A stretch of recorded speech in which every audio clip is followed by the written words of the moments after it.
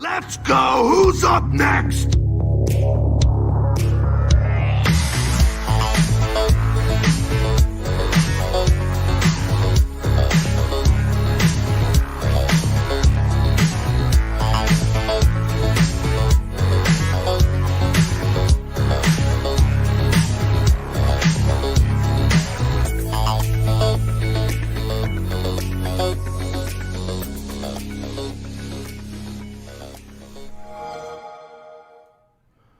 What's up, Kooplings? Welcome to the Xbox Empire PSVG's weekly power hour of Game Pass goodness.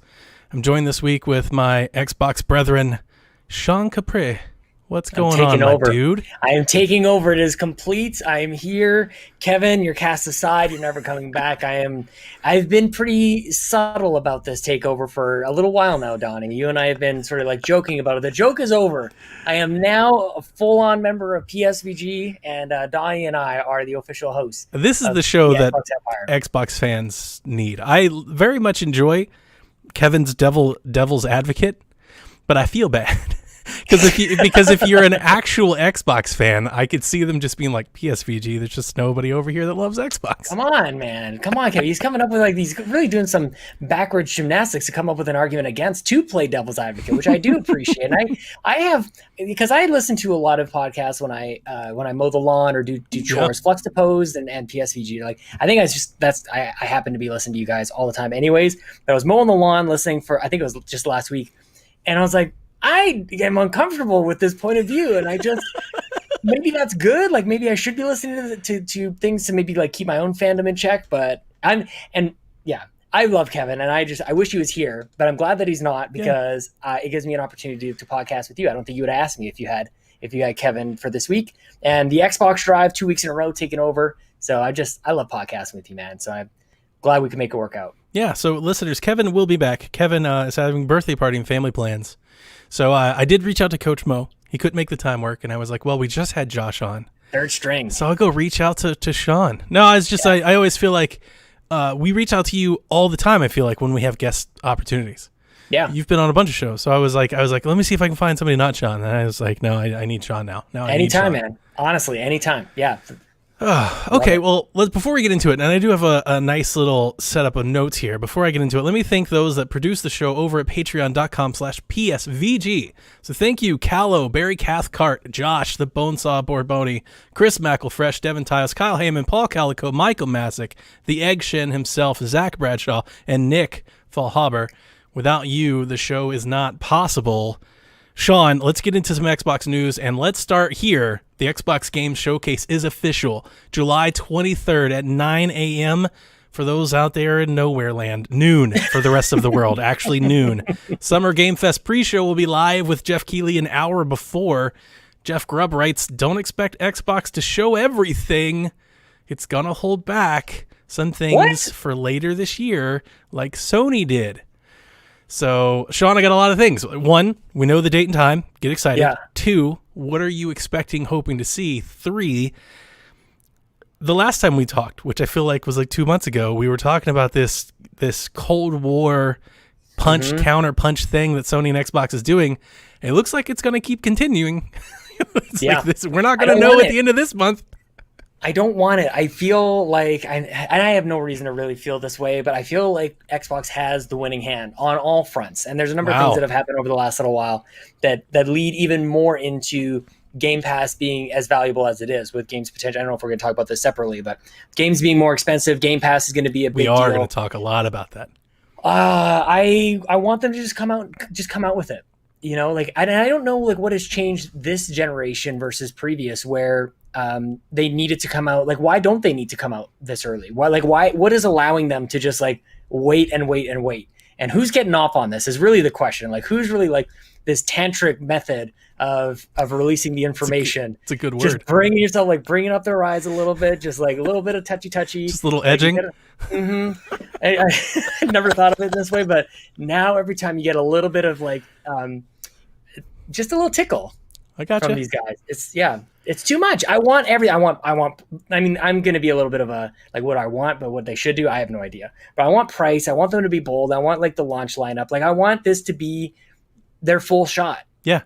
I'm with you. I feel like I'm actually with you, and not- I'm not saying that just to go along with you. I mean, that is my case, and I say it from this point, and really this point only. Sony doesn't have to do that. Xbox does. Yeah. They don't have the games. They just don't. Yeah. And you said you listened to the shows with Kevin. You've probably heard me say it. I don't think there's anything Xbox can do to win over anybody like Kevin or more already ingrained in PlayStation's ecosystem than Kevin. So what's the point? What's the point in holding out? Like, there is no point. First party front. No, Game there's Pass no- is the key. Yes. Game Pass is the key, and I've been loud about this thing. People are calling me stupid at first, but some people are starting to come around. Cyberpunk 2077. There's a launching rumor day about into that. Game Pass would do it, and that would also open the floodgates to I still don't anything think so. would be possible. at I that really point. don't think so. It's. So- I mean, so I I guess- get it. It's very unlikely. So I guess the point is, or let me rephrase. I don't think that's going to stop anybody that wants to buy a PlayStation 5 from buying a PlayStation 5. Does it give somebody maybe more incentive, or at least thinking about buying an Xbox? Sure, I'll give you that. But I just don't think, I honestly, and I don't mean to sound defeated, I'm not, I'm very excited. I honestly just don't think there's anything they can do in a year's time from now to the next, this time next year. I don't think there's anything they can do to stop anybody from buying a PlayStation 5 if they already have one and that's what they want. They just don't. They don't have the games. The other piece about it that they're being the Cold War piece about it is like, number one, we don't know what the games are going to be there on day one, but we also don't know about price. So I do That's think it. that there's a tremendous value proposition that can happen, and there's a lot of sort of like PR work that can happen as well in terms of what Microsoft is trying to do to like almost strong arm publishers into this free upgrade kind of system that they're really going towards, and making sure that obviously they have their own purview and their own portfolio of first party stuff where they can just go, yeah, smart delivery, no problem. But they're really having to work overtime to try and get other publishers to get on board with that as well. Yep. And as quickly as things turned downhill, going from 360 to the One with all the anti-consumer stuff, it just goes to show how much extra hard you have to work to go back uphill. Yeah. Because it was almost like there's so many other things that Sony and Nintendo does that I think are anti-consumer as well, but that we kind of give them the benefit of the doubt. We just live with But- it because they make great games. And they make great games. Yeah. That's it. So That's I all think- it comes I guess down to. is. You just live I with it just because you want to play The Last of Us. You want to play God of War. So you just do it. I think if they come in $50 less and they throw a strong offering on day one, and I think there's going to be, I mean, at the other end of it is like, who cares about how many consoles they sell? They're about to do Halo 3 on PC, and we're going to see Master Chief Collection like launch up to the top of the charts on Steam. And so it's like, does that even really matter? Like, are they just laughing at the whole notion of like how many consoles you sell? I definitely don't think they are. I think I do, and I told you this 3 months ago now. I don't think they're going to announce a price until Sony does. And I think that's what we're seeing here. Do you think we're going to price July 23rd? Because I don't. Well, now when you say it like that, I don't, but I think kind we'll of get want it. I think we could get a date, but I don't think we'll get a price. But it depends on the whole like Lockhart situation thing as well. Like if they are planning on revealing that at another date, I do August? think that price. Well, do you think that they are not able to price that out until they finalize the price on the Series X? Yeah. I've said it. I think almost every show we've done since we've rebooted with the new feed. I don't see I don't see anything to gain by announcing the price for one and not the other. I think you need to price them both at the same time because the whole Lockhart's point is the cheaper value. And it would make no sense to me, I guess, to be like, here's Xbox Series X and it costs $500 and then wait a month and be like, well, here's Series S and it costs $300. Like, why? What's the gain from that? Was it you who was bringing it up on the show, talking about like that these are expensive like pieces of gear that we're gonna have to kind of like plan for, like that they're not impulse buys? Yes, they're not impulse purchases. Now the Series S, if it based on rumors and stuff, it gets close, right? Like they're talking, it could be. I've seen it reported as low as $250. I read that as $299. I don't think 250, but 250 is the magical number. 250 and lower. Now you're in impulse purchase territory for some. I was corrected many times in our Discord that 250 is not an impulse purchase for many. I think 250 is the video game adopted industry price for impulse purchase. That's the Wii, that's the 3DS. Like that's where you start getting into people buying multiple consoles and themes and stuff like that. You can't do that at $500. And that might be the strategy that they're aware of as well, that most people are going to be buying like repeat into the PlayStation brand. A lot of people are already into Nintendo, and they're like, well, how do we get into those households? And it's like, it's probably not with the Series X. It's for so that system is for those people so that they can have access to Game Pass because they're hearing all about it, but they don't want to drop $500 on a brand new Series X system. So it's like it's a second system for you and I who will have a Series X if we want to have something somewhere else in the house, but can't double down on that first price. And for the other people who like to have all the systems, it's a totally like digestible price. It's not necessarily like impulse, as you mentioned, but I do think that it's palatable. It's much easier than 500. Now, I expect the showcase to be exactly what it's titled, a game showcase. It'll be focused on games. That's why I think we might get a date. They might be like, you can play Halo Infinite November 25th or whatever, and that might be the date that we take for the console, even if we don't know. I think they could do something like that. I expect we'll see Halo. I expect we'll see Fable. I expect we'll see Forza and Everwild and Hellblade and probably whatever the initiative is doing. I want to see. I don't think we'll see Initiative, and I agree with you on all the first party front. Oh, and I'm sorry, and Obsidian. We'll definitely see Obsidian. Yeah.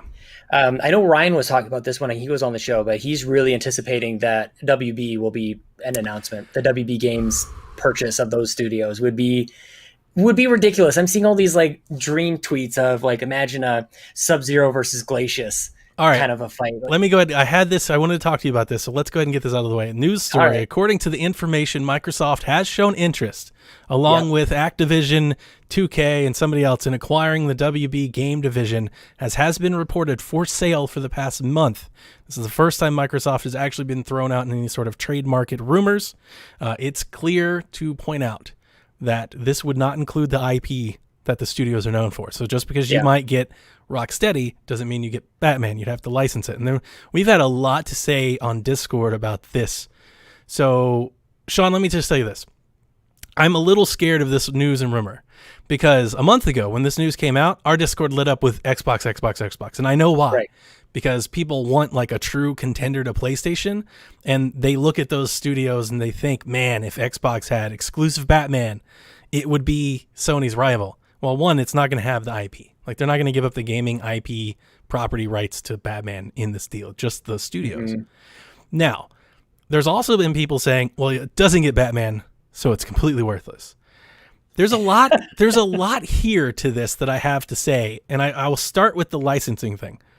I would be hard-pressed to believe that you would buy something from WB AT&T for over $2 billion. This apparently AT&T is looking for $4 billion, and Kyle had mentioned in our Discord apparently so far offers are in the 2-ish range. All right, so let's cut the difference and say 3. I can't imagine that you're spending $3 billion for folks like Traveler's Tales and Rocksteady, and you don't have some sort of deal to include a licensed game or 3 or first right of refusal or something. There's got to be something in there, right? Like and then the opposite side of this, I can't imagine that AT&T, Warner Brothers, I'm putting them together because I'm not exactly sure where one starts and begins the other, right? Yeah. I can't imagine that they would then want to relicense games like the Lego games to anybody else. Right. You already have a studio that knows how to do this. Like, why would you give Batman to somebody else? Like, I mean, unless it was really good, but why would you when you already have a sure thing? Well, especially if it's part of the deal, then it's just like you get to sell the thing and then have like a constant feed of money back as well. So I would imagine if you were buying it that you would have some sort of deal either for a number of games or maybe a 10 years or something like a subsidized license or something like that. I would imagine that would come with it, or like a first right of refusal. Like, hey, we want to make a Batman game. Rocksteady, do you want it? No, then we'll give it to somebody else. But they always. I mean, get at the same time, like if you're gonna throw $3 billion down for studios, then like what would it cost for you to go like, you know what, Batman is Xbox exclusive. Like it's the Dark Knight, it's a black box, like it totally fits. That thing would look amazing. I think like I love it. That's I feel like I mean, it doesn't really matter at all, but you know, while we're just playing around with it. Well, because I have serious thoughts about that too. Because here's the thing. Like, why is that impossible? So I'm going to be your detractor here because I was concerned when this first rumor came. I was like, oh boy, everybody's going to think Xbox. And when it's not Xbox, everybody's going to be upset and they're going to be angry. Yeah. And the reason that I say that is if you were to spend $4 billion on Rocksteady and Batman and Lego and Mortal Kombat, you're then devaluing them if you make them exclusive. They're now less valuable than what you just purchased them for. Yeah. Well, this is my whole thing with Cyberpunk is that maybe they get out of the exclusive game when it comes to certain things. Like Minecraft Dungeons was not exclusive, and the way that they can balance that is like Freon. It's a first party studio, so it would be day and date with Game Pass, but you could play it somewhere else. But why the hell would you do that? So that could be something that really adds to the value of Game Pass, where maybe they would be, you might be right, that they may be still incentivized to release a Batman game on, or whatever it is, Suicide Squad or whatever, across all the different consoles, but still have like that extra edge in Xbox land that you I would be expecting something like that. Like if this were to come true, like maybe some sort of timed exclusivity, definitely Game Pass, but eventually releasing somewhere else, because it really wouldn't make sense. It doesn't, or make sense is not the right word. I'm trying to make sure I word this carefully. It doesn't make as much sense for Microsoft to spend that much money on something like that as it does for Activision or EA. Because they were going to put the game everywhere. That's the other part of this. Yeah. Why would Xbox get into a bidding war for games that are already on their platform? Yeah. And you're bidding against people that aren't going to take them off your platform. It's not like they're bidding against Sony. It has to tie into Game Pass then, because that's the primary driver to all this stuff. I mean, and look, Microsoft's got it. Don't get me wrong. That's not what I'm saying. That's an all-in. That's a chips in the middle of the table. You know, that's a big, big swing. To me, those are the studios that you want to do it for. Like, and I've talked to Ryan about this on the Xbox Drive as well. Like, and I think you and I are similar on this too. It's like Compulsion is like, I mean, cool. Yeah. There's a couple in there that they like Double Fine. Yep. Very quirky, but Ryan and I think talked not Rocksteady, today. Not Monolith. Right? Not even close. No. Not even close. Nope. And not Mortal Kombat, which by the way is not even like maybe it'll make a comeback one of these days. Still very big. Like as good as it's ever been. It's bigger. Could be better with Xbox branding. Combined with Killer Instinct, Master Chief in there, some Killer Instinct folks. Mm-hmm. Yeah. No. Like. Yeah. And. So Mortal Kombat would be one of the IPs that they would just downright own, because that belongs to NetherRealm. So they would just own it. You make that exclusive. And here's the thing, ultimately the thing that I've been most perplexed by this entire rumor. I'm so shocked and stunned that nobody would piecemeal these out. Why would you sell the entire division in one bundle? Are you afraid that you can't get rid of, like... That you might be left with one or two? Yeah, you can't get rid of TT or something like that? Because I don't know what their value is without the Lego license.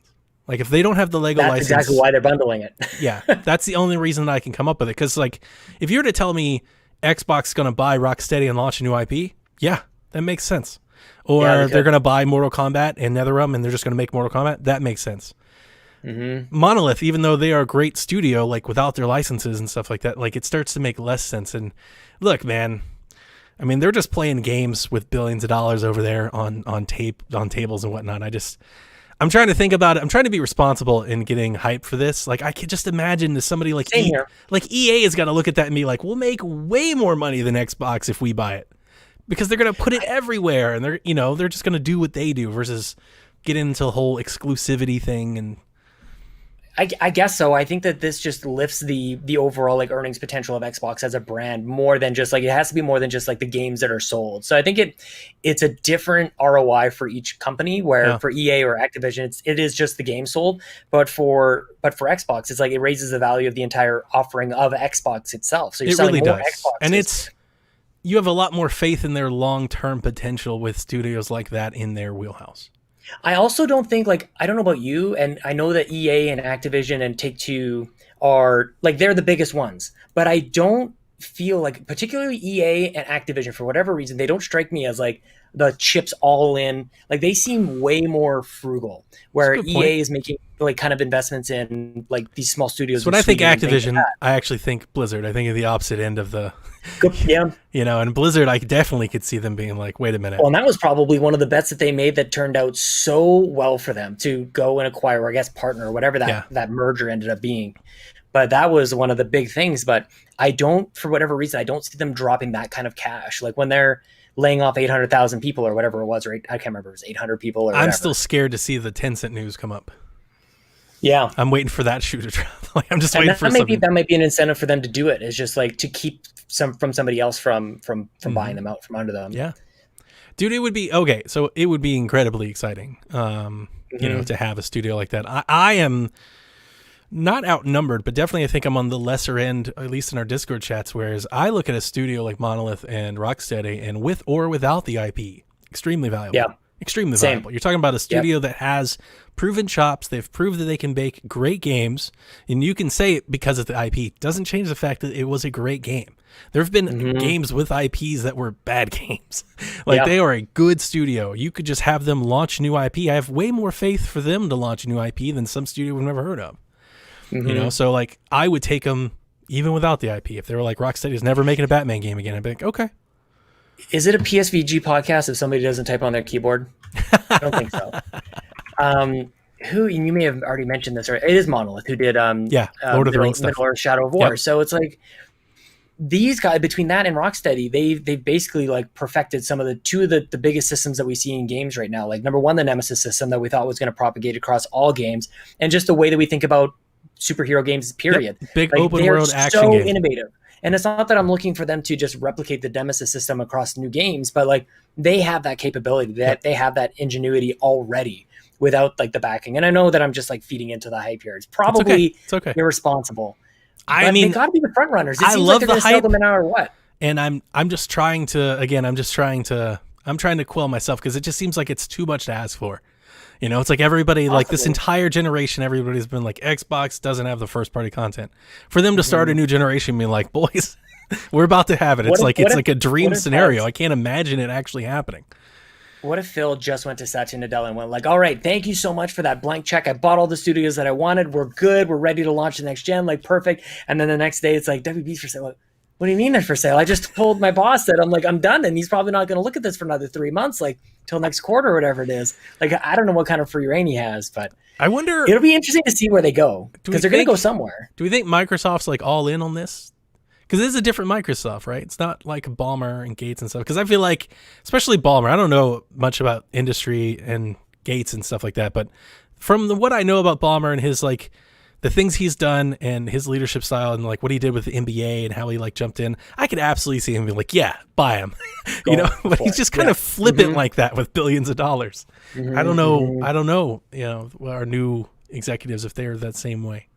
Yeah, I do get the sense that there's something else to the acquisitions that Phil Spencer has done over the last little while. Like it's more than just having like a stable of games and the IPs that are coming along with that. I feel like there's something, I don't know if it's like knowledge sharing or there's got to be something, some value add to having them all under the same sort of like brand of Xbox Game Studios, that there has to be more than just games sold. From these studios. Like there has to be some sort of like multiplier when you're making that sort of investment. It has to be more than just you buy them now, you have the rights to sell it. And that's the type of thing that you saw with Minecraft Dungeons, like with just Minecraft the IP. Yeah, you take this thing which everybody thought like, okay, it's this, everybody knows what Minecraft is. But Minecraft is more lucrative now than it's ever been. And that's the kind of thing. It's other things. It's toys, it's t-shirts, it's all of it. Which of course goes back to IP and maybe it's separate from developers. But I'm just trying to talk about like when you spend billions of dollars, you're looking to multiply that. You're not just looking to go like, now those earnings are mine. The best case to make for it, honestly, and this is very important, is that right now we are seeing the new arms race isn't about, you know, cell processors and Blu-rays and CPUs. It's about content, and it's a content creation type of arms race. And as we move further and further into digital, into streaming, and eventually there will be a day where everything is in the cloud, it will be people that have valuable content and IP that survive, not people that just have, you know, bloated dev studios and things like that. It will be people that have content that people are willing to pay for. I know that Nintendo has that. I know that PlayStation has it. I think Xbox has it, but I don't think they have as much of it as the other two do. So if you're trying to make the best case for them, like, this is kind of what they need. They really need to start driving some more content, because Xbox has great content. But when I think about it, it's Gears and Halo, and a lot has been said about how people feel about that content already. It's not nearly the same kind of stable. Yeah, for sure. Cool. You did mention, I put this in here, and I put it in here just for you, to be honest with you. But Halo 3 finally arrives to the Master Chief Collection on PC July 14th. Yes. Are you excited, Sean? Of course, yes. I love the way these things look and play on PC. You and I played Reach throughout the whole campaign together. It's the only Halo game I'd recommend to others. Yeah. Being honest. Have you played, when was the last time you played 3? I played 1 and 2 when I got the Master Chief Collection via Game Pass, like, I don't know, 2 years, I don't know, time right now, I don't know. Yeah. And then I waited a little bit because I wasn't really digging 2, so I started playing 3. You were digging 2? No way. I stopped playing 3, I don't know, 6 or 7 chapters in. Sure. And then I played Reach, had a fun time with Reach. Reach is one that I'm like, oh, I like this game. And then I tried playing ODST, and I was like, no, I'm not liking this one as much as Reach. So, Reach is pretty tough to, I think, top. Honestly, like, the stakes are the ultimate stakes in Reach in terms of like the story and it's the the one story through. That grabbed me. That's the thing that's missing with me and the other ones. It's the story. See, and that's why I was surprised about 2. Like, 3 is epic in terms of its battle and its scale and everything, but like 2 is super interesting. The way that it kind of goes back and forth, and like, I mean, I don't want to ruin another game, but it kind of gives you it's fine. Both sides. No, I don't want to spoil another game that other people are playing. And I tried playing. Well, it's so funny. The long joke that I've had with Xbox Land and PSVG is that every time I beat one and I tell people I don't like it, Nathan's response is to play another one. He's like, you got to do the first one, and I do the first one. I'm like, I didn't like it. He's like, well, you got to do the second. The second one's better. I think the second one is better, and I think, like, I'll go as far to say it's probably not going to rub people very well. I don't think the level design is all that good in 1 or 2, honestly. Like, I think that they got better at the level design, and that's where I think that actually 343 is better in some cases, especially in 4. I think 4 is an excellent game, and we're just getting closer and closer to that. I think 5. It's I didn't like 5 at all. I'm not gonna lie. Yeah, I get it. I was about 4 chapters into 5, and I was like, no. I'm not going to keep doing this. That's so funny. Yeah, I mean, and even with 5, they took some risks on things like you could sprint, you could like zoom, like aim down sight, kind of things like that. Like those were things that you weren't supposed to have in Halo games, and they really broke some of that stuff in 5. So we'll see what they do with the Infinite. So I put this here only just because I knew you were coming in. Like, I do want to say is I'm getting less. I've reached the end of how much I want to hype. Like, they've gotten all the hype they can get out of the Master Chief Collection from me. It's like, guys, we get it. Oh, we should play together, man. But that might be it, right? Because the other ones that I played solo, and we played Reach mostly together, the entire campaign. And you got the best of the best experience on Reach. Like, and I think that's it. Like, when I talk to people that love Halo, they love Halo not because of Halo. What's the first thing they all say? Back when we had consoles hooked together, they automatically go to where they were and who they were playing with. They never even really talk about the story. Whereas I am playing it solely focused on the story, and I'm like, the story's not that good. But that's what people talk about. They're like, all this lore in the UNSC and all these things. And I'm just like, I wasn't following any of that back in the day. It's not that great. I'm hoping, even though it's really, I'm really hoping Infinite kind of soft reboots this a bit. I need to get kind of back in the ground level into Halo without all the extra stuff. Well, that's what I was going to ask. Like, do you think it's going to be like we're going to find out pretty soon, but like, is it going to be a traditional campaign, chapter by chapter, like running down corridors, that sort of thing? Kevin says no. Kevin's all going battle royale, Destiny? Service game. Yeah, that's where Kevin's going. I just heard battle royale just like popped up out of nowhere. People talking about Infinite. It's just like, where did that? Kevin has a really good point. Kevin, I really liked what he was talking about. It's not necessarily what he said, because I think a lot of people have said battle royale and stuff like that. Like, that's just where the trend is going. But Kevin put it differently. He was like, these kids are already addicted to Apex and Fortnite, and this is what they do. He's like, you've got to get that generation of player invested in Halo. And I had never actually thought about that. I was like, no, that's spot on. Because my son, like, when we first got Xbox and the Master Chief Collection, he was digging Halo. until he discovered Fortnite, and he's never touched a Halo since. Yeah. And I think that's way more important than my experience with Halo. Right? I'm probably too far gone for Halo. But there's thousands of kids out here that are, playing Call of Duty Warzone and all these other things. They really do kind of need to have something for that group of people. I think that was spot on analysis. Yeah, I hate to agree with Kevin, honestly. Yeah. I really, I'm sure you do as well. But I think you're right about that. And Call of Duty, I think, has proven now with its sort of second go at Battle Royale that there is value of some of these gigantic properties coming around to Battle Royale. It's almost like where some of them looking and going like, well, I'm like, were they too good for it? Like these are these free to play games that are popping up everywhere.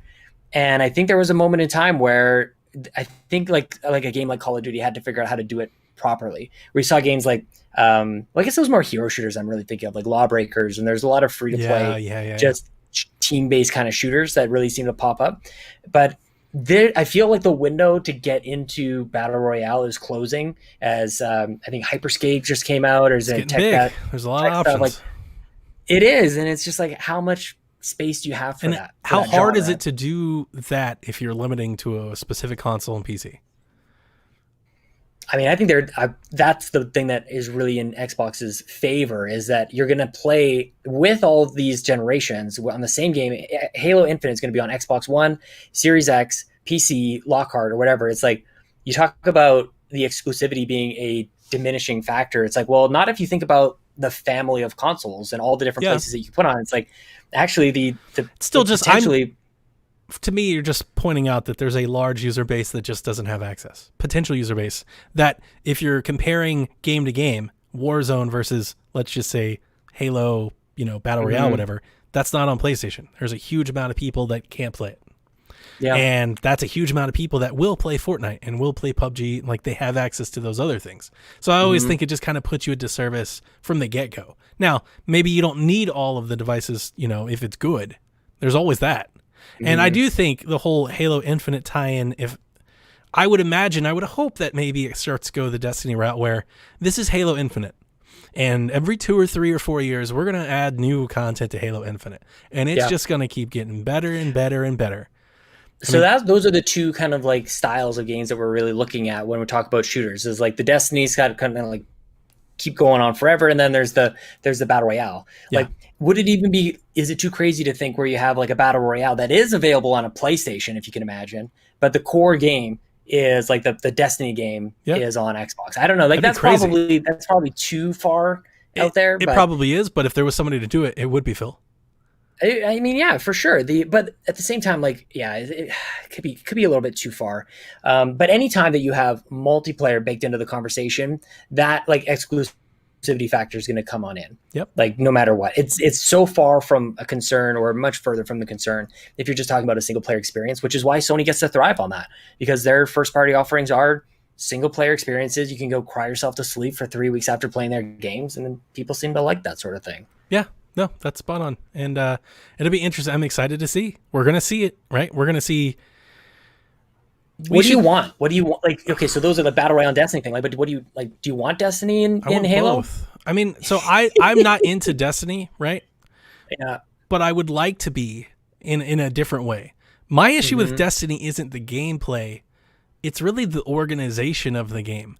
I get all kinds of weirded out with the map and where to go and how to do it. And like, I'm dropped in the overworld, but then I got to go to another overworld, but there's people running around, and it's like, I'm always confused. I'm like, I don't really know what I'm doing or where I'm going. So, maybe a more streamlined Destiny, I would be really excited to. I wanted it to be Anthem. Anthem was the one. I was like, I'm going to be there day one. I'm going to play with everybody else. I'm going to learn all the things. And then Anthem was Anthem. I wished Anthem wasn't Anthem. And if Halo wants to go that way, I hope it does it for me. I tweeted this the other day. Halo Infinite's going to be the first Halo I'm there for on day one. I've never been there. And I've had Xboxes. I've had all of the Xboxes, and I've never been there for Halo. This will be the first one where I have access to play it. I hope that it does something for me. I would love nothing more to be in on the Halo thing. I just never have been. I've never been like totally like, I wouldn't like stay up overnight to like go for a midnight release of it or anything like that. Like, I've never been cancel plans or anything, but I've really, really enjoyed, like, I just want to be like fair and transparent with like my level of fandom. Sure. Like I've never had like a Master Chief cardboard cutout, sitting beside in my room or anything like that. I'm not quite there, but I feel like it's a great game. I think 343 has a great hold on it, and I don't have like that. Maybe that's what allows me to enjoy 5 as much as I did, and that why I enjoy 4 as much as I did, because I don't have like the emotional lock-in with the original trilogy and the add-on games as well that a lot of people have. So I'm like, I just like the feel of this shooter. I think it's great, and I think the weapons look and feel cool. It's really, the music is awesome. It's like a tale of two existences. I believe for games like Halo, and I would say Gears, I would really say any studio that's literally devoted to making one game, I think the Destiny model makes sense for single player content. Big time. Yeah. Now, I think any multiplayer shooter right now, if you're not doing some sort of battle royale, it doesn't have to be 100 people or anything like that. I'm not saying all that. If you're not doing battle royale styled multiplayer in online first person shooters, you're missing the boat. That's where all the money is. That's what everybody's doing. You can have firefight and big team battles and capture the flag and whatever else you want to call it. But can you charge for it? I think so. And I think Xbox has that ability to do it with Game Pass. Because of Game Pass, they can. I think Call of Duty is doing it like picture perfect. Like that for a franchise that kind of both. They want to sell you that $60 package at the front of the year, and then somewhere along the line they're going to drop how they did Warzone was like absolutely perfect. And I don't know that anybody else could have done it. Like Battlefield tried to really like insert a battle royale mode in afterwards, but it was never free apart from it. So it was like, it really took some balls, I think, for Activision to go, this is how we're going to do it, that they're going to sell it this way, but it's free somewhere else. But maybe they do release the multiplayer as a free thing, but I think it's weird because you've got different apps and stuff like that. I don't want one to detract from the other. That's the thing, is I think Warzone completely takes over, but this is a really safe way for them to probably get out of the single player thing that they did. Although Black Ops 4 sold really, really well, even though it was no single player campaign, just multiplayer stuff. They had Blackout in it as well. So who the hell knows, man? Nothing like it's actually a small sample size when we look at these things. There's only like a dozen or so games that really people talk about. Yep. And it's still, there's only so many that can actually exist. Oh, for sure. But the other thing too is that with any of these multiplayer games, even beyond Battle Royale, there's always a moment where the community is going to be pissed.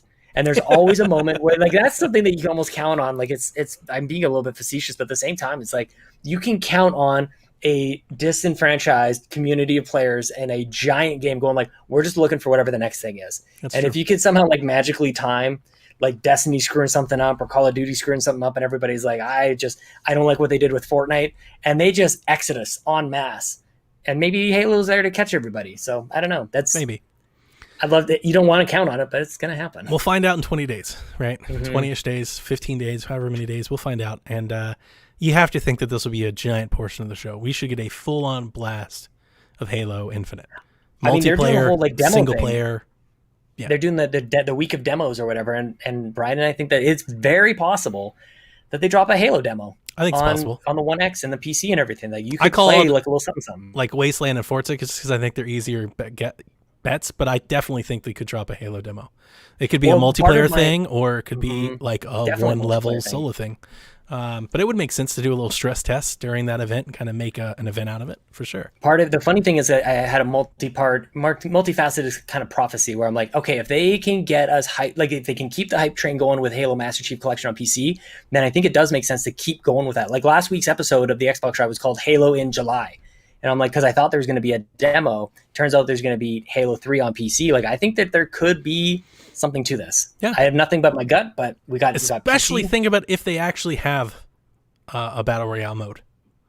Exactly. That's what I'm. They could do exactly what Hyperscape just did and be like, hey, Halo Battle Royale, play it on your Xbox for a week. And everybody streams it and everything. And it's like, play it on Xbox Series X in a couple months. And it will get rid of it's probably not going to happen. Like these are things that I like really get loud about, but I want to make sure that I'm clear that I think that it is unlikely that will happen. However, if they were able to have a Halo Infinite multiplayer demo of some sort, it will shut up the people who say, well, the games that are on the last gen or the current gen, like the now gen, are going to be held back. They're not going to look very good. They're not going to play very good. But if they can prove that they play just fine, then this whole notion of like cross-gen stuff it proves its point. Like before the next gen even comes out. So people who aren't ready to upgrade, As long as it's good. okay, well that's fine. If it's good, then I'll play it here, and that's all they care about. Yep. Sean, I really want to ask you before we get off the 23rd thing. We expect Fable to be there. Yes, they have to show Fable, right? Not like a logo. Like I need to see what Fable is supposed to be. You can get away with like Joanna Dark logo. I need to see Fable. I think he needs to. I don't think you can do any of that logo stuff at this point. I agree. You need to really show. You can have one. Like, if you're going to show something, if it's big, maybe you can have one big thing at the end. Maybe if that's what the initiative is doing, if that's that's how they want to do it. They should just like call it the Vince Zampella. Just have some dude in a chair and walk up to him and go like, "What are you working on?" He's like, "Yeah, we're rebooting Perfect Dark. No big deal. That'd be cool." And just that be what it is. But I'm with you. We all want to see the games, not logos. Oh, big time. Like we've seen logos. Give us games. Sony did a couple of really, really powerful reveals where you didn't know what you were looking at until all of a sudden you're like, son of a bitch, that's Kratos. Like when we first saw God of War, like you didn't know that was God of War. That's true. Until you're like, oh, I'm recognizing like that pattern or whatever that is. Like that looks like is that an axe? Like he doesn't hold an axe, but like that could be, oh snap, look at that. And you'd hate to see them kind of copy that, but there is a powerful. I'm hoping that's Fable. When you're like, I've been saying that the whole time. That's everybody. Kind of what I'm getting at. I think a lot of Fable fans have in their head what Fable is, but I've been saying this whole time, like Fable to me is almost like I love the old Fables. Don't get me wrong. What Lionhead did, I actually liked. I liked the British humor and the fart jokes and things like that. I got it, so I was cool with it. If they showed me something similar to that, I'd be as excited. But when I heard that Playground was doing Fable, my head immediately went to it could be a whole new Fable. Like, I wonder what a whole new Fable to somebody else is. And I'm expecting to see like 5 seconds of a trailer, going through a forest or something where I don't recognize what it is. I'm like, is it Fable? Mm-hmm, like, am I going to have that feeling? Is this Fable? Because that's kind of what I expect. Mm-hmm. And it does this wonderful thing that goes like, it would excite somebody like you who has liked Fable in the past. And for people who have no connection to it at all, go like, well, this looks great. Something like new. This looks new and fresh instead of the next version of an old thing where like it always Fables were never like good looking either. Exactly. That's what I would be worried about is if they just kind of continued on with that, it wouldn't impress anybody who doesn't have that nostalgic connection to Fable. Yeah. Now, so it's perfect timing. My head immediately went there because of the Playground connection. I don't think they make games that look bad. Whereas like Fable 3 didn't look great, but I still enjoyed playing it. But at the time I was like, this is not a great looking game. And even now, it's a little rough. Like I'm expecting, I've been saying it. I'm hoping in my head, I have this vision. I don't say it's what I'm hoping for because I'm open to anything, but in my head, I have this Sea of Thieves like style, gorgeous, beautiful, cartoonish styled world, but Fable action adventure, sword fighting RPG thing in my head. That's kind of where I'm going. But maybe it's like super realistic or something. I have no idea. Well, this is a studio that like arguably has made an incredible that they've done this great thing where like racing games don't inherently lend themselves to just I want to keep playing this racing game. Did you hear it? I think Kevin said something like and I may be throwing this at Kevin. If this is wrong, I apologize in advance. I think you said this, but maybe it's somebody else. I think Kevin said something like, can they make an RPG? All they make is racing games. And my head, I didn't say it when he said it, but in my head, I was like, Forza Horizon is an RPG. It really is. Yes, you're absolutely right. It totally is. And that's kind of where we're on the same wavelength here. Yeah. That they do it without like a compelling protagonist, that they do it with like a car. It's a car. Like that your interaction is you're driving a car and I want to do all of the things. I want to do all the side quests within this like open world RPG kind of thing. And it's like, what could be less compelling than like you just get a shiny new car? But yet I'm searching all over the place for these old garage things. Yep, you gotta get new cars, you gotta upgrade, you gotta get new stuff, I'm doing make everything. it faster, stronger, better. The progression that they make you feel in a racing game is perfect. Like when the first rumors came out that they were going to be working on a game like Fable, it's like, of course they are. Like they've mastered this. There's nothing else that can be done in my mind in an open world racing game. So they're perfect for it. And also, it's in Playground in UK as well. So I don't think that you'd be losing a lot of that, maybe the British humor as well. I'm wondering how many of those folks might have come over or been brought back. I was going to say, it takes just hire one of the writers. And yeah, you don't need all of them. I always thought, I was sad to see Lionhead close only because I meant it was the end of Fable, but I never thought Lionhead was like like what I would consider like a strong upper echelon developer. Maybe that's wrong of me, but I don't think of them in the same rights that I think of like a Rocksteady or a Sucker Punch. They were never there. Playground's getting there for me. Like now I'm starting to prop Playground. I'm like, these are one of the best developers in the biz. Like, they're really good. Big time.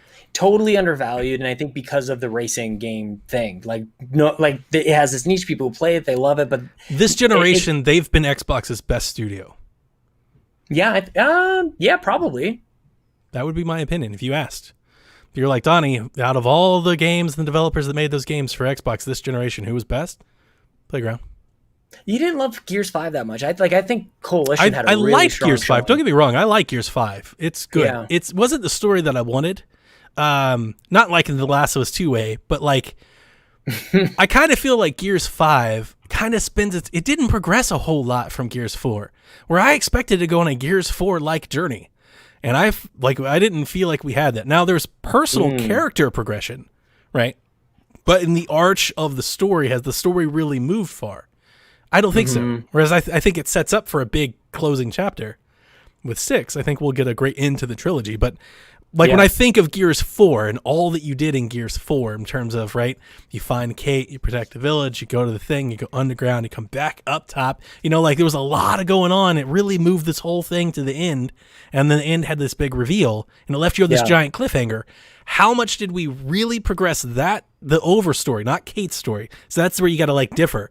The overarching plot of the game, how much did we progress it in Gears 5? Not really much, just a little bit. I need to go back and play that. I was very distracted by the new set of characters and just going I don't care about any of these people. It wasn't even just that they weren't Marcus Phoenix or anything. It was just I didn't I liked the hulking, just giant ridiculousness that was Marcus Phoenix and Dom. They all looked insane, and I liked that. And everybody was almost too skinny in Gears 4. So I was really thrown back by that. And also even characters like Oscar just didn't really do it for me. It almost seemed clownish. I got you. So I feel like maybe now that I've had that first go at it, because I've never played it more than once. So maybe I could go back now that that's what that first hit is kind of over and done with. I could play it for the game that it is. And it probably does deserve an additional go. It should be worth mentioning here that you are the Gears multiplayer player that I have never been. You know how to roll with your Nasher and you do all the multiplayer, right? I don't play that. So when I play Gears, Sean, it's an Uncharted experience for me. I'm sitting there, and when I hear things and references to people of the past,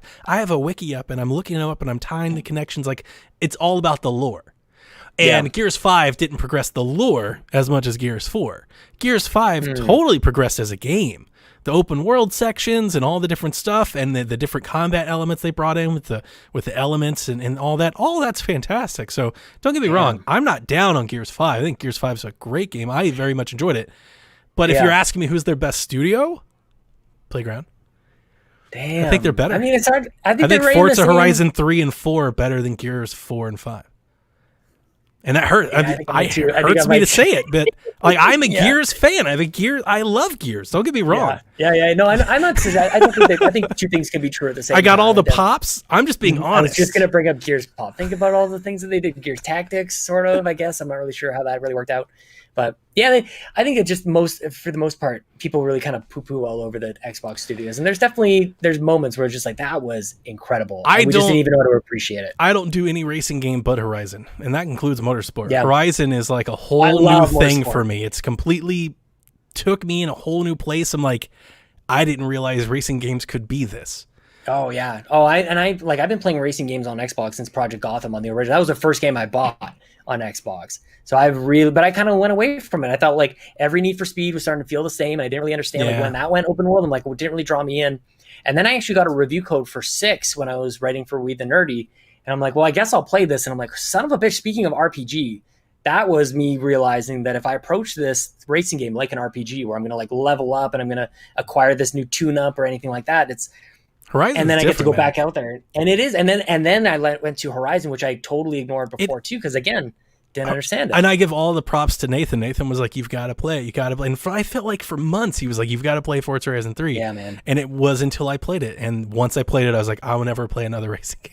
It was like, this is the only racing game I ever want to play from now on.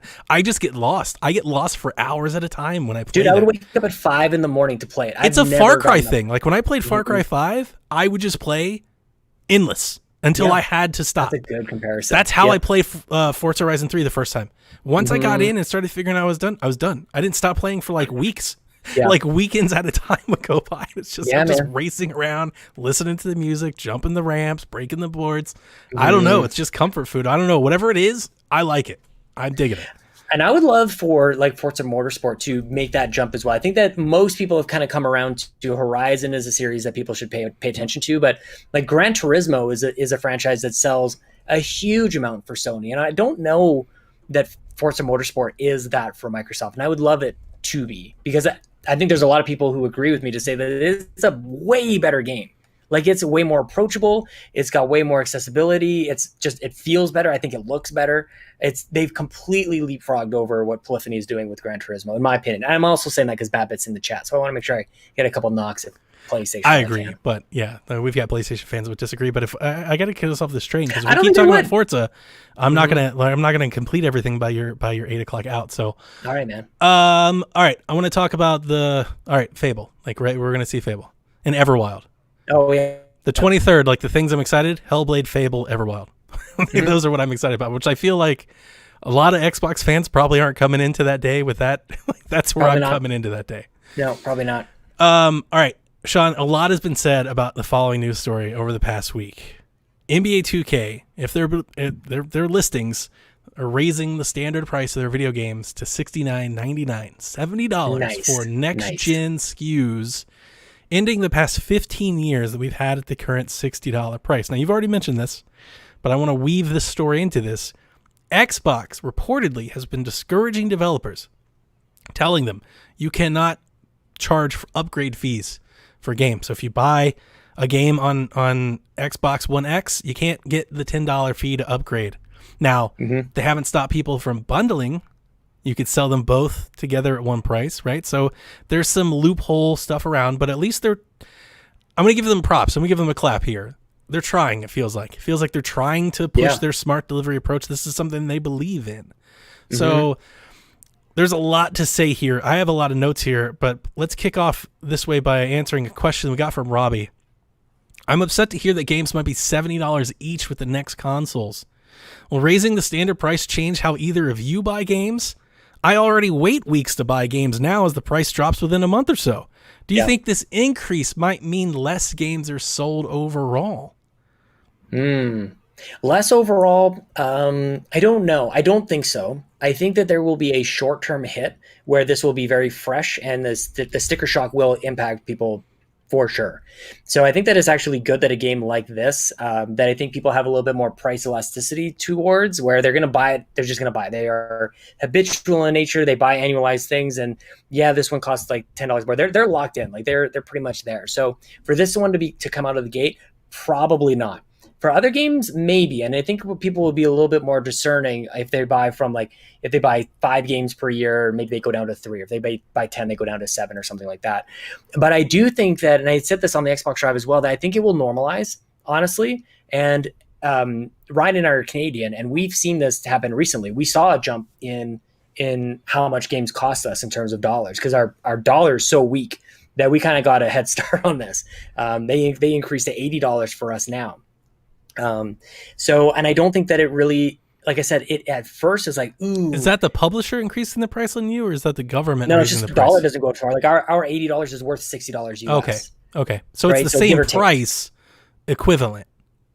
Right. Like we don't hold US cash. I got you. So it does start to like, it takes $80. And none of us, like when our dollar got worse, none of us got paid that much more. It's not like that much more cash was just around. Yeah. So we've seen this before. So we'll see it again. And actually, if we really look at the dollar, kind of like the exchange rate, we're coming off easy on this. This $10 increase is this $10 increase for you, and it's a $10 increase for us.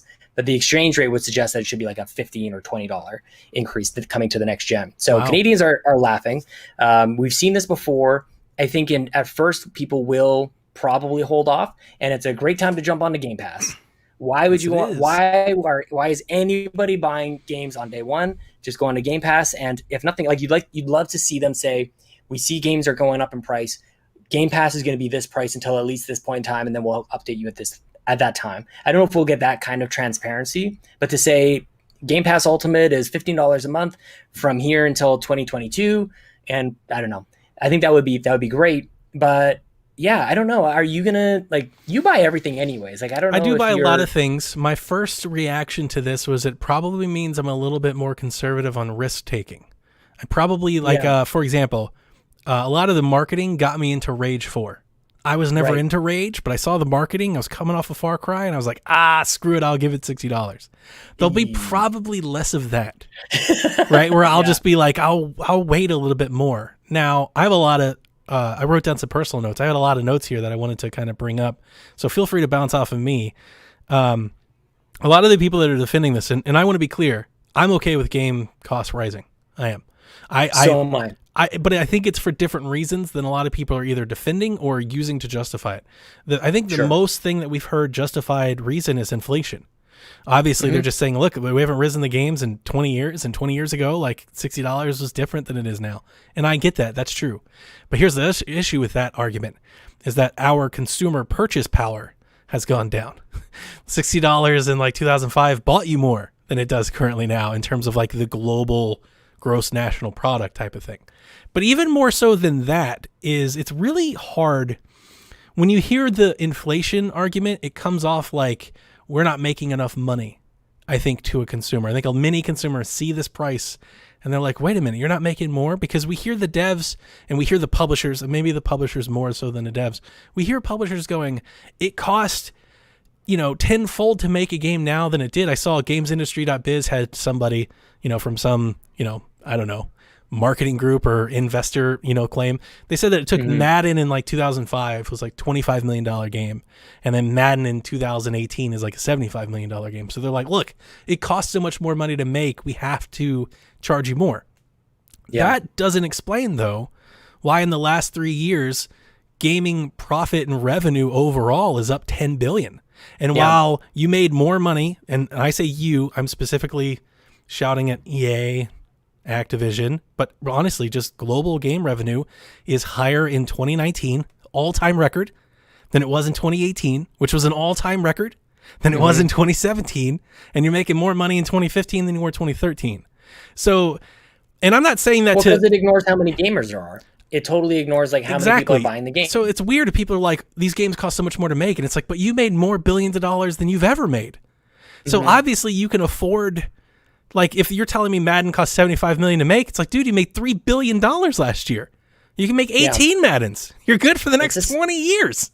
Like, it's a simplistic way of looking at it. It really is. And I wrote down some things. I think it's interesting. Did you know how top heavy like game publishing was? Last year, this is from 2019. Out of the, I don't know, it was like $13 billion that gaming made. 80% of it went to 24 devs.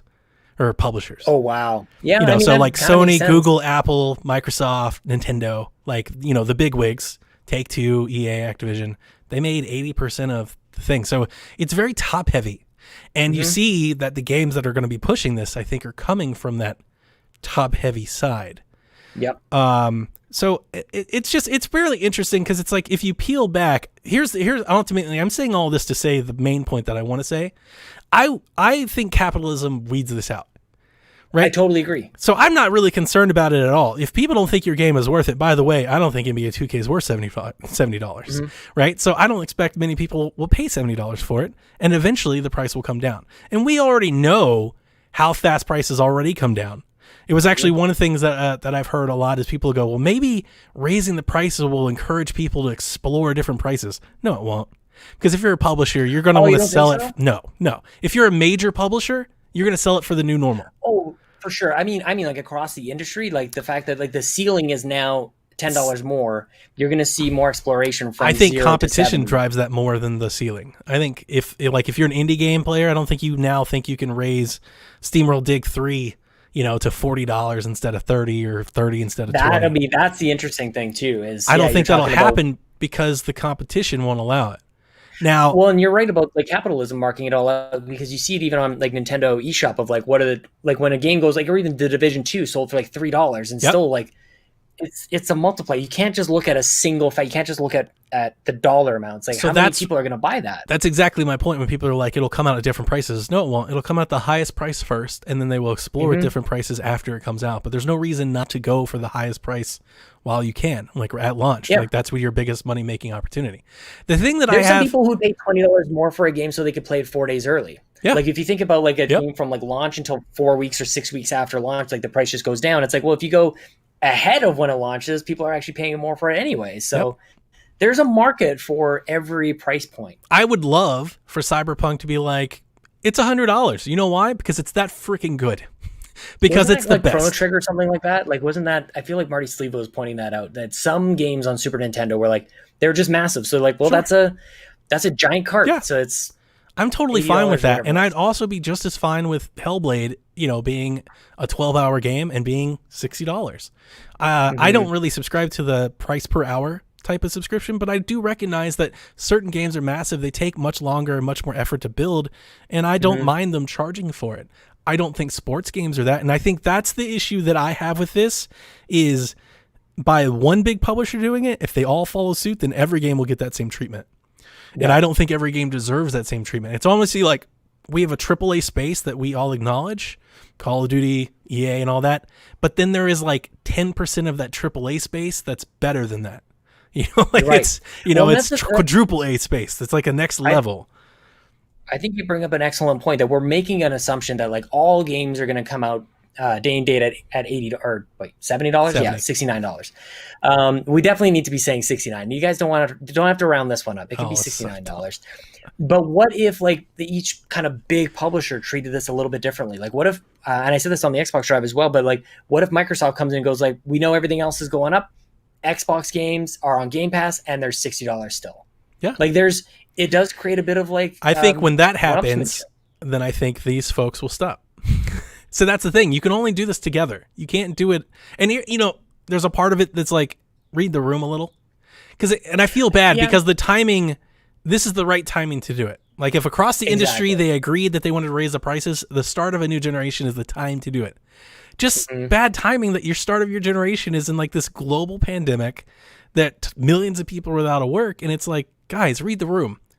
But I think that's the whole point. You made is that billions then of you can dollars read- last year and you're like, we need more. You can read the data though. You can read the data that people value. They place greater value on entertainment now than ever before, and it's never been more like specifically demonstrated than we're seeing right now, where games are selling like crazy, consoles are flying off the shelves. People are spending more on gaming now than ever. It's not like the unemployment situation has really hit or impacted this industry. So overall, people they place more value in games, so the price should go up. If you value something greater, the price will go up. Yep. And people are buying things and buying games in droves right now. So it is natural that maybe it's reaching a fever pitch and like, well, we could actually charge more for this. There's money being left on the table. Yep. And I don't have any sort of delusions that the price goes up to 70. Now they can stop nickel and diming us with all the DLC and whatever microtransactions that are happening. Those are all Those gonna will stay. absolutely still be there. Most definitely. You don't That's a replace part those. of it, right? Like when you have folks, especially 2K of all people,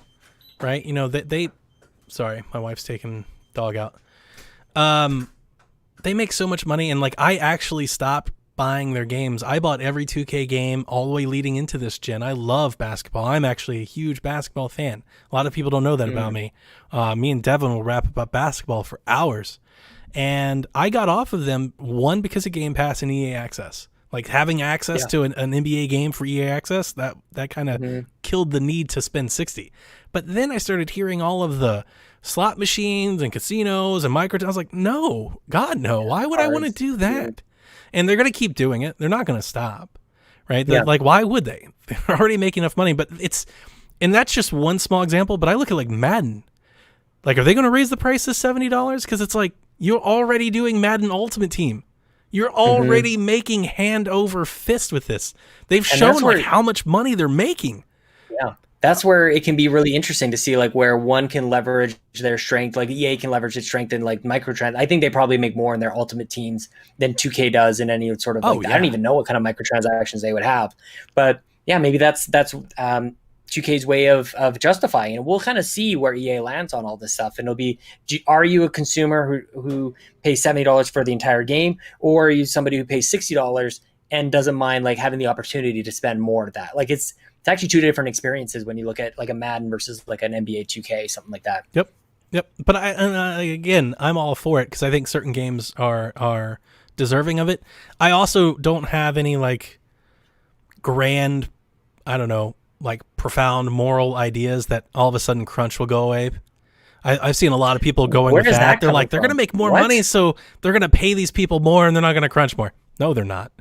No, that's not how corporations work. They're going to crunch as hard as they ever did because they're going to do exactly what we've seen companies do. What are they going to do?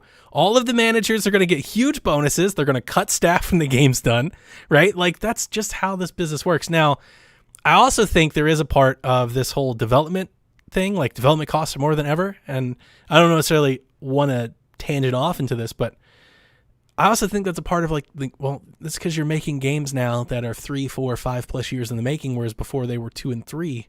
I think that Sean Layden, conversation and his ideas, I think have some merit here. If your main justification is the rise of game development, it's like, well, maybe stop making games that are so big. Maybe make shorter games that come out more frequently, that you sell more often.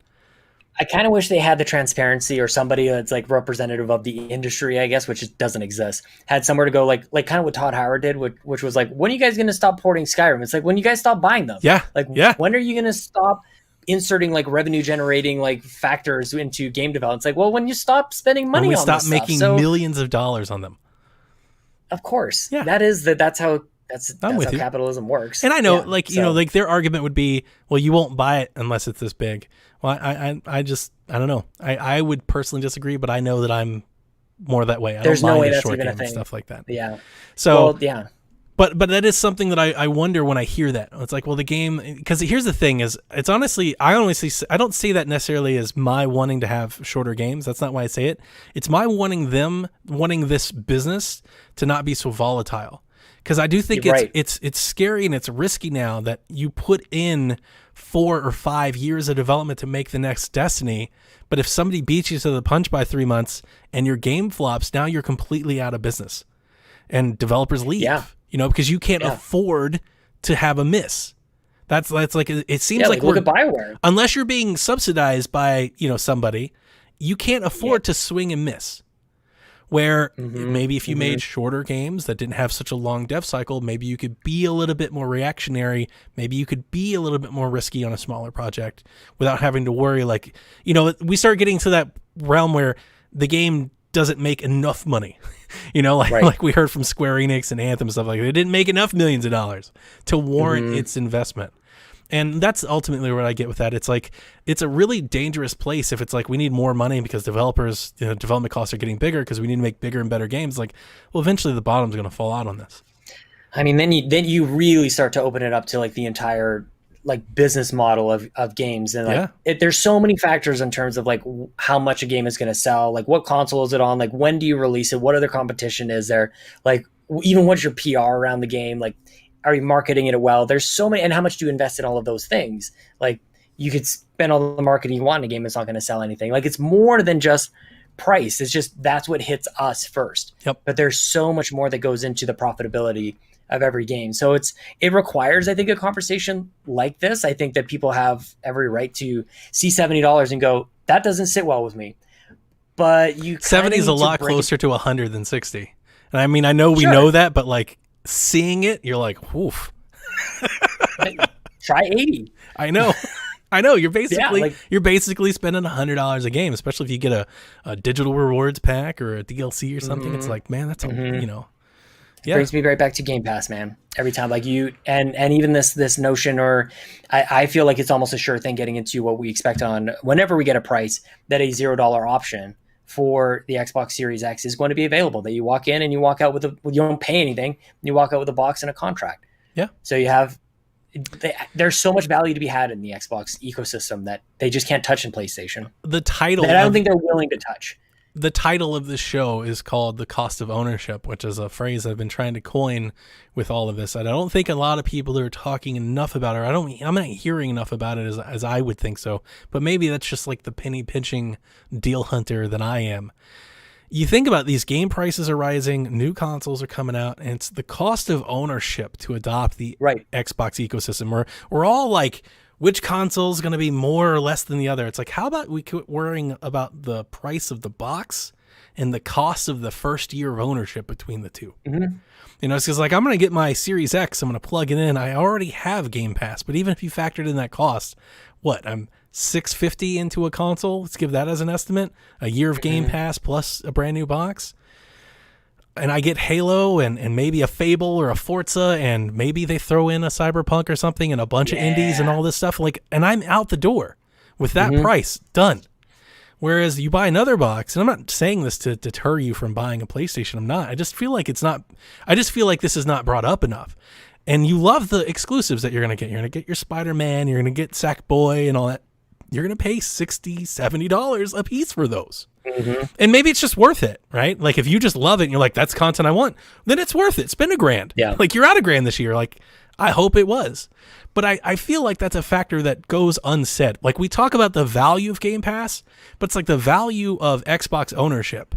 Like, the value that you get, your return on your investment seems to be through the roof right now, and only seems to be getting bigger with this news. Some of the things that I threw down in here too, I'm wondering if we'll ever start hearing, because Kevin and I game share, which makes this news so much easier to stomach, because we're already buying one, get one. Like, we basically have BOGO in everything we have. And if it goes up to $70, we'll still keep doing it. By the way, I want to say again, just in case people are hearing, I'm fine with game prices going up to $70. Don't get me wrong. I'll buy $70 games. But with that said, I wonder if we'll start hearing things like family sharing, game share. I wonder if we'll start hearing them adopting that, like Game Pass for families. You were talking about, like, if game prices go up, does Game Pass go up? Maybe they come up with like a Game Pass family plan where you can bring in 2 or 3 or 4 people together and you could share the price and the cost goes up or something like that. I'm wondering if these subscriptions, and that's not just a Game Pass thing, I'm wondering that across the board, Stadia, PlayStation Now, like, it seems like that's the way we're going. It might take a long time to get there, but it seems like this is where we're going. Well, because Nintendo has actually led the way on that. Well, with the Nintendo Switch Online, sure. Yeah, like with the Family Pass thing. Yeah. And I think that's right. That's the only thing. It's so funny because we're to say this is also to give Don Matrick some credit, which I would hate to do, but it's kind of a part of that whole idea, right? It might be there again. We might be ready for it. It's like, hey, Game Pass Ultimate's $15 a month and you got all the things. Oh, you want to play with your kids or your friends? Well, now we have Game Pass Ultimate Family Plan and it doubles the price, but now you can play up to 3 people or something like that. Right. Maybe something like that happens. I think you're banging on that. That is very on brand of them, just trying to reduce barriers, get more people into the system, like a multiplier on a single Game Pass kind of system. It's totally, I totally expected to see them do that. Definitely. Yeah, I don't see how, if anybody looks at this $70 and they go, ooh, that's sticker shock. Because I saw a lot of people that are like, I'm just not going to adopt next gen. I'm just going to stay on current gen. And I think that might happen with I think that's going to happen just for the people that are probably more displaced with all that's going on. I think once we get back to normal, they'll jump back into next gen as the price comes down. And that's kind of what I launched into the conversation with, was like, people will have that initial shock, but it'll normalize. You'll get back in. There'll be a point in time where, that's the thing, is like, it's timing and price. And it's like, some people are going to be there on day one with the $70, and some people will be there a little while later, and they'll eventually get there for that one game. They're like, yeah, this is the one that's worth it. Yep. And that changes their entire outlook on, like, okay, well, I guess I'm okay with seeing a $70 bill on my bank statement or whatever it is. Yeah. Right. Like, you go, like, I guess I spend that now. I guess that's where I'm at. Spot on. And what a better time to have Game Pass. And I'm going to keep saying it. I have this history. Guys, if you see a deal for Game Pass, even if you already have it, get the deal. Keep stashing codes, because eventually the price will probably go up. So keep getting it while you can. Like, you're just saving yourself future money. That's all you're doing. Time. So keep doing it. All right, let's close the show like we do each and every week with the Xbox One question. This one comes from Nathan. We've had this since the start of the show. I've been waiting for a good time to pull it, and I think having you on is the best time to pull the question. Yes. Xbox has become about legacy, being able to play games across all generations on one console, most of them being enhanced by the newest and latest hardware. What comes to your mind when you think about the legacy of Xbox? Is it a game? Is it a service? Is it hardware? So when I think back to like the original Xbox, I think about like, I think they're getting right back to it here with the Series X. I think about power. Like I remember getting the original Xbox and go like, there's no games that look like this. Any third-party game looked best on Xbox by far. It was way better than Dreamcast. But like I think about power. I honestly feel like that is my history with it, especially coming from like PC land where I was getting frustrated at about that time, like 1998, 1999. I was like, okay, that's the last video card I'm going to be buying for my PC because that just cost me $700 and I can't do that like every couple of years. I was frustrated with that. And I feel like it's really interesting that this conversation kind of goes around, well, I just have a PC, so why don't I just play with that? It's like, sure, but I guarantee, I don't know if I can I say guarantee there will come a time in most of our lives where we go, I'm kind of done dropping $550 on a latest graphics card. And I kind of want to have like an affordable option that looks great and is more powerful than the other console There comes options. a time when I start a game on my PC and it's like, you need a graphics update and this thing doesn't work and I get an error prompt. I'm like, I'm never doing this again. Definitely. It's like I hate everything about this. Definitely. So I think that now that they've sort of like blurred the lines, they can live in both spaces. Before, I think with the original Xbox, it was like they can. Hopefully PC players will like playing here because Halo very much could have been a PC type of experience, given that we weren't really playing first-person shooters then. So for me, the legacy is power, and doesn't really have like I struggle to go like where's my nostalgia when it comes to Xbox? Like it doesn't even come close to the memories that I had on Nintendo, and it's different for everybody. But it's not like I agree with you there. I don't think they have a game. At a reveal. I don't think they have a game that's synonymous with Xbox.